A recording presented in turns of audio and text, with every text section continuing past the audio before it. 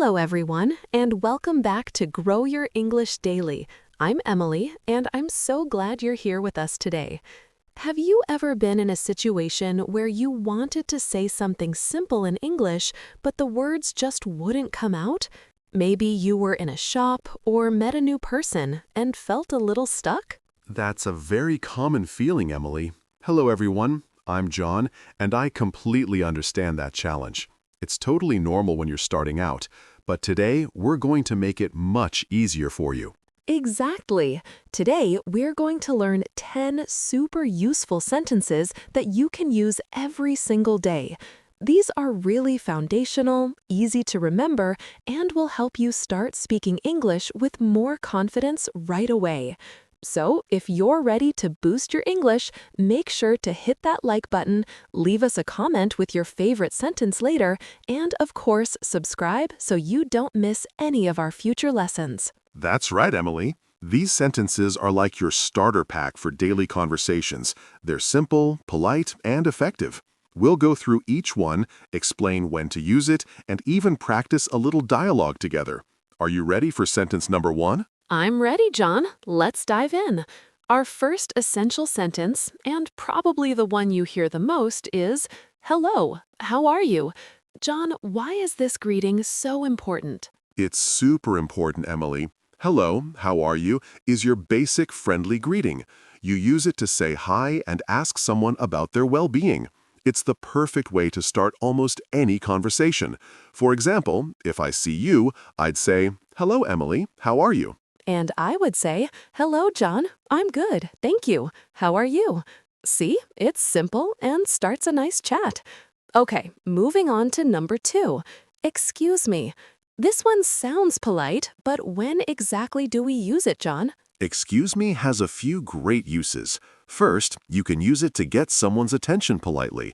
Like if you're in a cafe and want to order, you could say, "Excuse me, can I have a coffee?"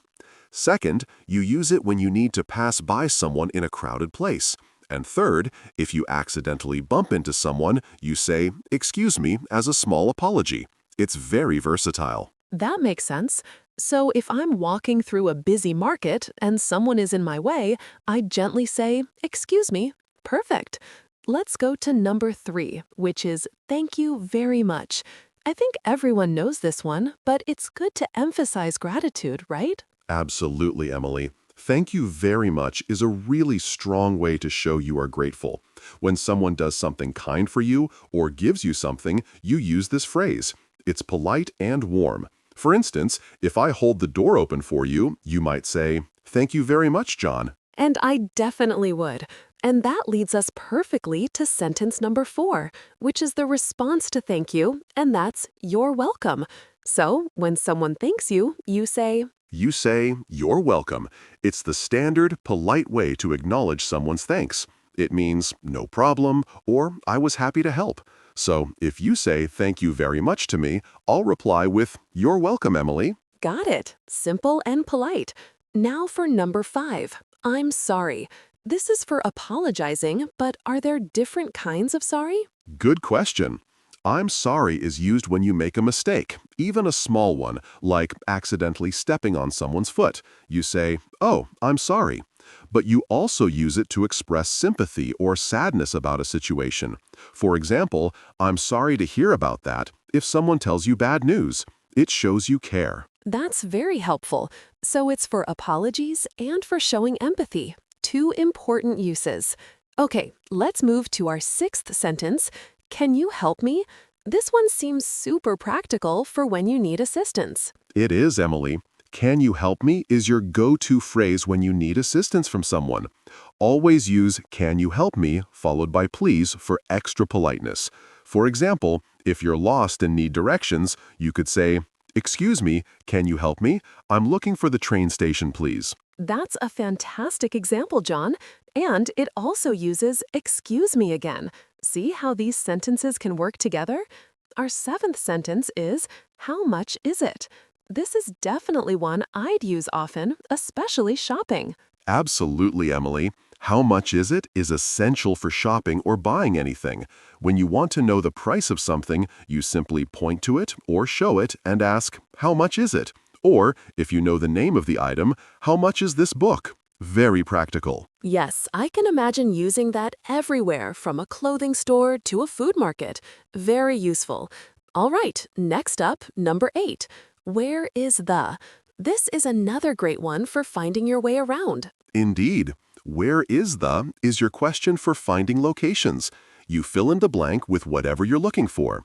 So, if you're in a restaurant and need to find the restroom, you ask, "Excuse me, where is the restroom?" Or, if you're looking for a specific shop, "Where is the supermarket?" Super clear. So if I'm new in a city, where is the bus stop would be very important. That's 8 down, only 2 more to go. Our ninth sentence is a common one for learners.